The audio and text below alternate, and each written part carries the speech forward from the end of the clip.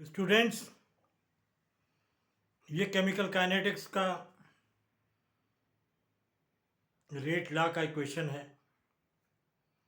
इसको अच्छी तरह समझ लें क्योंकि इसी पर आगे चलकर पूरी केमिकल काइनेटिक्स बेस्ड है। इसमें क्या क्या कंटेंट्स हैं, क्या क्या इसके एलिमेंट्स हैं, आपस में क्या किसका संबंध है। पहले तो मैं बता दूं कि आर रेट ऑफ रिएक्शन और स्पीड ऑफ रिएक्शन, मतलब रिएक्शन कितनी तेज हो रहा है, कैसे हो रहा है, उसको speed of rate of reaction. और ये ब्रैकेट बड़ा वाला, इसको हम कंसंट्रेशन बोलते हैं। इसमें अगर हम जिस चीज़ को लिख देते हैं वो उसका कंसंट्रेशन हो जाता है, वो उसका कंसंट्रेशन कहलाता है।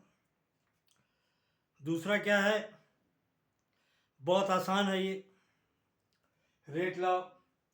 ये ए बी रिएक्टेंट है, प्रोडक्ट पी बन रहा है। तो देखिए रिएक्टेंट ए और बी हैं, इनकी कुछ इनके मोल्स होंगे जो आपस में रिएक्ट कर रहे होंगे और प्रोडक्ट बना रहे होंगे। यहाँ पर जो इनके मोल्स हैं वही इनकी पावर हो जाते हैं। सपोज कर लीजिए एक्स मोल है, वाई मोल है, तो इनकी ये पावर हो जाते हैं। ये प्रोपोर्शनल का साइन हम के लगा के हटा देते हैं, के से हटाते हैं क्योंकि के का यूज़ है केमिकल काइनेटिक्स, इसीलिए के और दूसरे कांस्टेंट नहीं लेते। के इज ए कांस्टेंट और इसके बाद यहाँ पर ये के। तो expression of rate of reaction in term of concentration, are जो रेट ऑफ रिएक्शन है in term of concentration of the reactant with raise to some power, और उसकी कुछ पावर होगी। रिएक्टेंट से एक रिलेशन है, एक फार्मूला है। ये क्या है, रेट लॉ जो है एक रिलेशन, एक फार्मूला है। रेट लॉ रिएक्टेंट और rate of reaction, reactant this one और रेट ऑफ रिएक्शन के बीच एक संबंध स्टैब्लिश करता है। एक संबंध स्टैब्लिश करता है, ए और बी पर कुछ पावर होगी, कुछ न कुछ। तो जब रिएक्शन हो रहा तो कुछ न कुछ मोल का नंबर होगा, वही उसकी पावर होगी।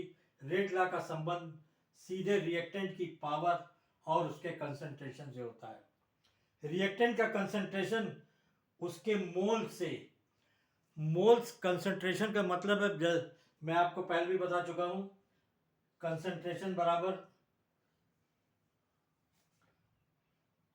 कंसंट्रेशन मोल